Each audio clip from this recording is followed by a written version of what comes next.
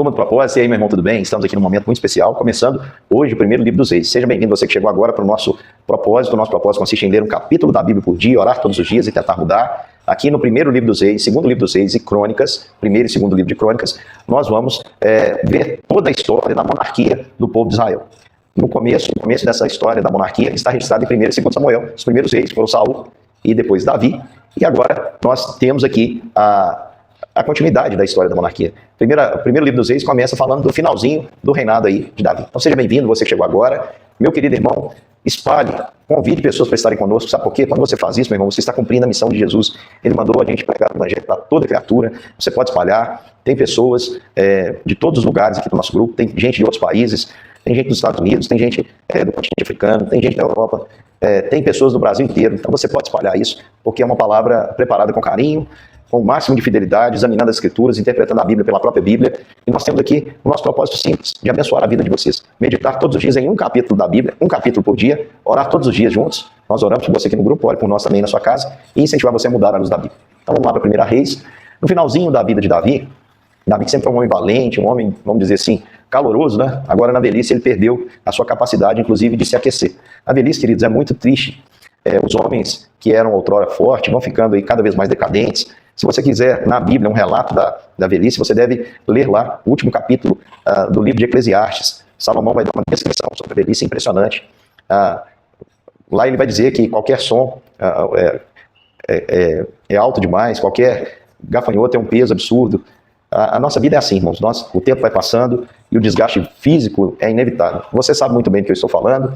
Talvez eu esteja me dirigindo a alguém aí que outrora tinha tanta força, tinha tanto vigor, não se cansava com facilidade, não sentia o peso da idade, não percebia as marcas do tempo, mas agora elas estão muito evidentes. Então, meu querido irmão, é assim mesmo a vida, e chegou também para Davi. Essa é a primeira lição que eu quero aplicar, é que a sua força ela vai chegar ao final. Meu querido irmão, as forças do ser humano acabam. Não importa quem seja, o poderoso, estimado, amado Davi, chegou ao final aqui da sua vida, não conseguindo se aquecer. Você já pensou? Um rei que poderia ter a pele que ele quisesse, poderia ter a coberta que ele quisesse, poderia ter o material que ele quisesse, qualquer coisa que ele pudesse adquirir, ele podia, devido à sua riqueza, ao seu poder, e os homens com certeza dariam, porque ele era amado, mas ele se depara com a sua incapacidade, com a sua fragilidade. A velhice, irmão, serve para mostrar isso para nós, para mostrar que tudo que o ser humano possui é vaidade. Nós precisamos estar confiados unicamente no Senhor. Então eles acharam Abisag, sunamita, e levaram para uma jovem formosa para que pudesse esquentar Davi. Davi não teve relações com aquela mulher, mas ela o servia ali como se fosse a sua mulher, dormia com ele e o aquecia, né? Estava com ele ali o tempo todo, o aquecendo. Então Adonias, filho de Agite, que era a esposa de Davi, Adonias, só um detalhe, irmãos, ele não era o segundo filho mais velho de Davi. O segundo filho mais velho de Davi era Quileabe. Aminon, Quileabe, Absalão. O quarto era Adonias. Adonias era o quarto filho. Nós não sabemos o que aconteceu com o segundo mais velho.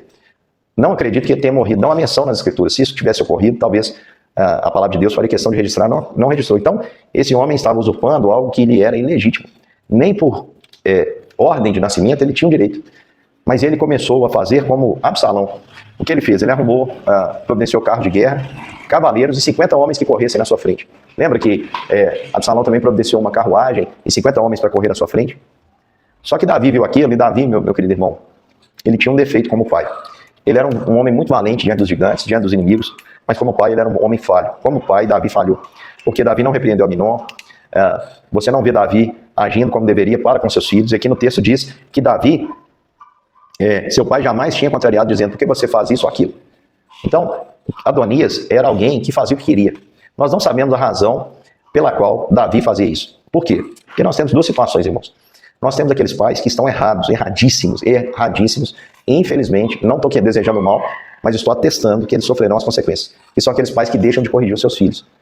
Eles acham que corrigir, disciplinar, dizer não, dar um limite, impor, e se preciso for, dar umas palmadas, né? O Senhor já nos fez com uma protuberância atrás, para palmada mesmo, viu, meu querido irmão? Não dói, não mata ninguém, é bíblico. Então eu quero dizer isso para você. Se preciso for, nós precisamos corrigir os nossos filhos. Mas o pai que não faz isso achando que está amando, você está destruindo a vida do seu filho. Então tem aqueles que, por excesso de amor, que não é amor, deixam de corrigir. Vão sofrer as consequências. Nós temos outro caso que talvez seja pior. E nós não sabemos se esse é o caso de Davi, talvez seja. É o caso daqueles pais que não estão nem aí para o filho. O filho faz o que quer porque não tem do pai a atenção. Não é que o pai não tenha disposição para corrigir, o pai não importa. Isso aí é mais triste ainda, porque se você percebe, e tem muitos que os filhos estão fazendo o que querem porque o pai tem uma indisposição enorme de se preocupar com qualquer coisa com o que o filho está fazendo, com o que o filho esteja fazendo. Como a gente resolve isso, irmãos? Chamando para nós mesmos a responsabilidade que Deus nos deu. O seu filho foi uma flecha que Deus colocou na sua aljava. A Bíblia diz que a herança do Senhor são os filhos. E uma flecha tem que ser afiada por aquele que porta o arco. Deus colocou os filhos na sua mão para que você possa prepará-los para um dia lançá-los. É dever seu. Filhos, irmãos, são um empréstimo. Os seus filhos, antes de serem seus filhos, são filhos de Deus. Antes de serem seus filhos, são pessoas que Deus escolheu trazer à terra a existência através de você, para que você possa prepará-los para ser usados pelo Senhor. Então, se amanhã eles não forem preparados da maneira adequada, se não forem flechas afiadas, quando você lançá-los, você vai ser envergonhado. Eles não estarão prontos. Mas se você prepará-los, meu irmão, se você criá-los na disciplina, na correção, no temor do Senhor, pode ter certeza que você não vai ser envergonhado quando lançados. E uma vez lançados, eles não voltam. E eu espero que você seja bem sucedido e que eles cumpram o alvo. Não foi assim com Adonias. Adonias fazia o que queria. E Adonias, ele ganhou tanto poder, parecia ter tanta conivência do seu pai, que ele começou a ganhar apoio. Sabe quem apoiou? Joabe, chefe do exército. Joabe sabia que o seu filme estava queimado, mais do que queimado, com Davi.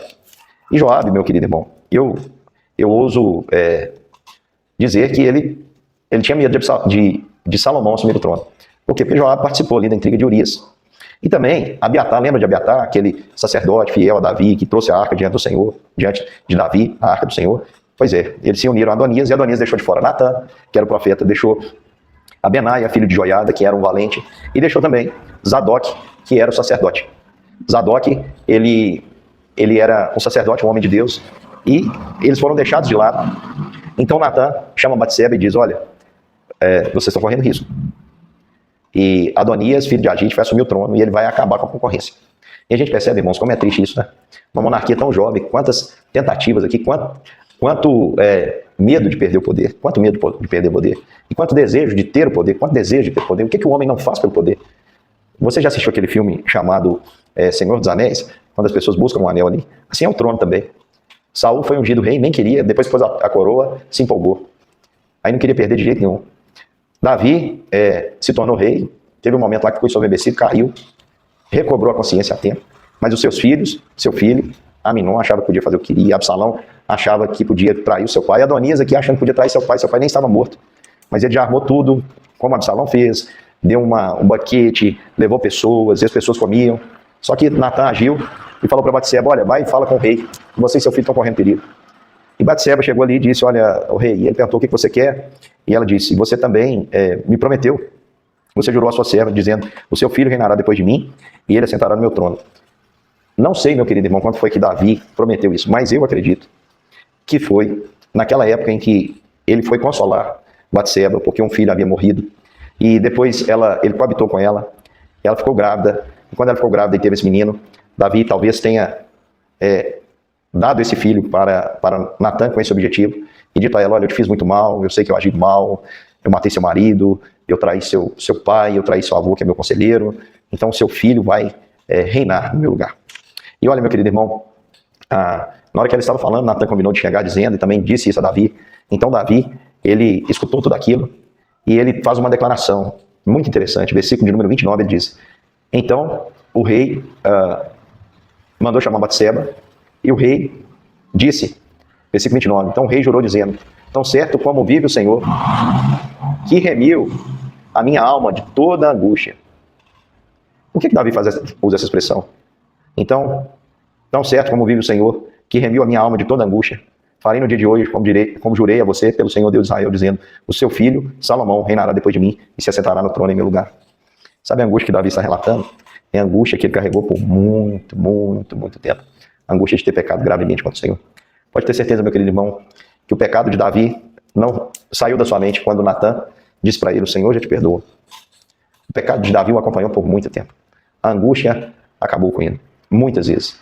Não é à toa que ele escreveu que se sentia um leproso.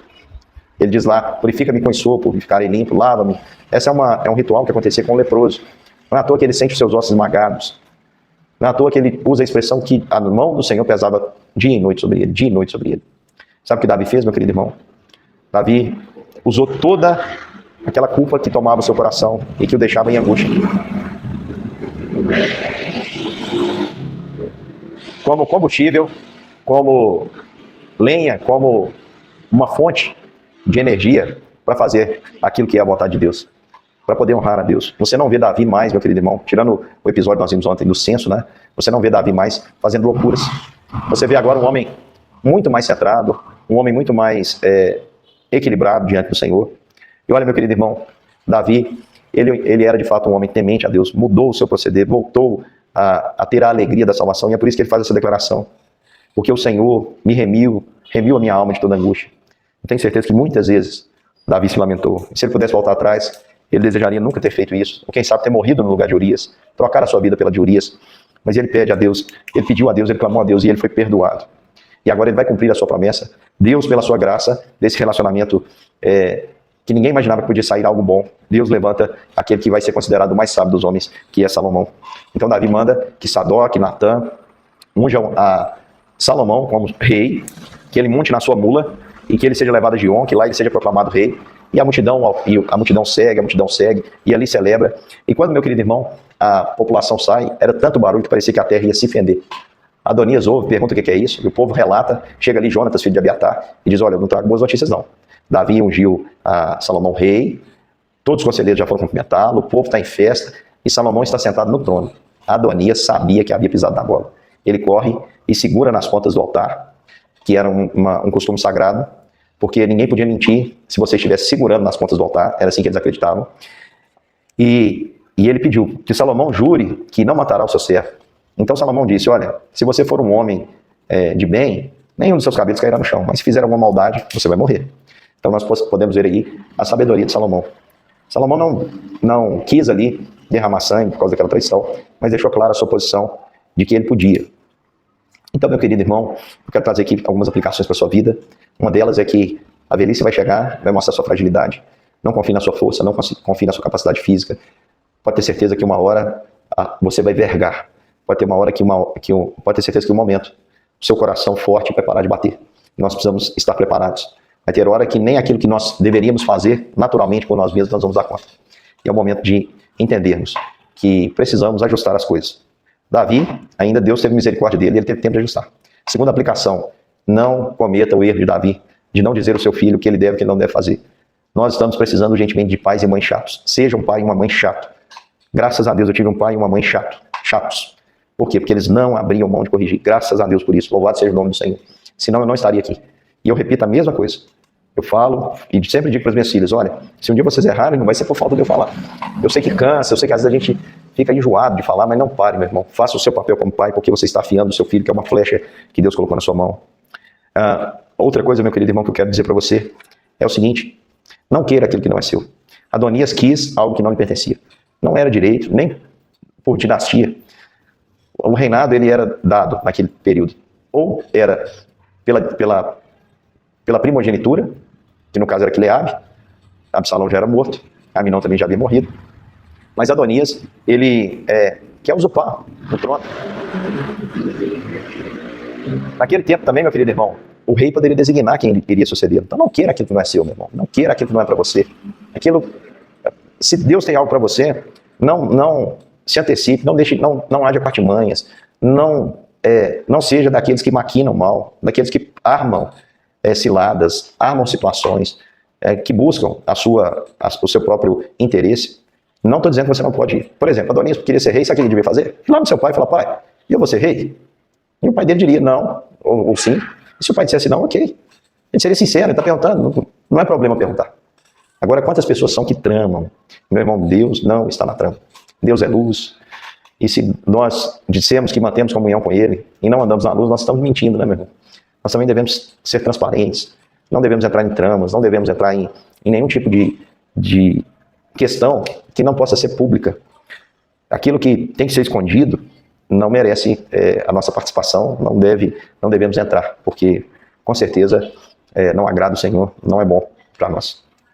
Eu não quero aquilo que não é seu. Se for seu, vai chegar na sua mão de alguma maneira.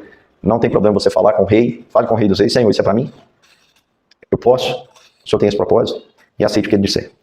E por fim, meu querido irmão, o que eu quero dizer para você é que você deve usar a última lição. Você já errou. Talvez eu esteja me dirigindo a alguém que carrega uma culpa por algum pecado, alguma coisa que você cometeu ao longo da sua história. Não importa se você é adolescente, jovem, adulto, idoso. Se você está vivo, meu irmão, você já teve tempo suficiente para pecar e carregar alguma culpa dentro de si. Por ter magoado alguém, por ter ferido alguém que você ama, por ter errado, por ter decepcionado ao seu Deus, por ter decepcionado a si mesmo, por não ter aproveitado uma oportunidade. Enfim, não sei qual foi o seu erro. Por ter deixado de conservar alguma coisa que você deveria ter conservado. Mas eu quero dizer para você que você deve usar essa certeza que você tem que pecou, esse pecado que te fez tanto mal. Você deve agora andar em quebrantamento. E usar a culpa que quer queimar no seu coração como combustível para você agradar a Deus que te perdoa. O Deus que é rico em misericórdia merece toda a intensidade do seu ser. Tudo aquilo que talvez quer brotar em você e lançá-lo num vitimismo, numa murmuração, numa lamentação descabida. Use isso, meu irmão, para a glória de Deus. Use isso como motivação para que você ore mais. Use isso como motivação para que você sirva mais. Use isso como motivação para que você seja mais generoso. Use isso como motivação para que você trate melhor a sua família. Use isso como motivação para que você seja o melhor pai. Use isso como motivação para que você seja o melhor amigo, o melhor irmão. Use isso como motivação e pode ter certeza que o Senhor vai fazer na sua vida o que fez com Davi, quando remiu a sua alma de toda angústia. Que Deus abençoe sua vida, meu irmão. Amanhã nós estamos juntos para meditar em mais um capítulo da Palavra de Deus. Um grande beijo e até mais.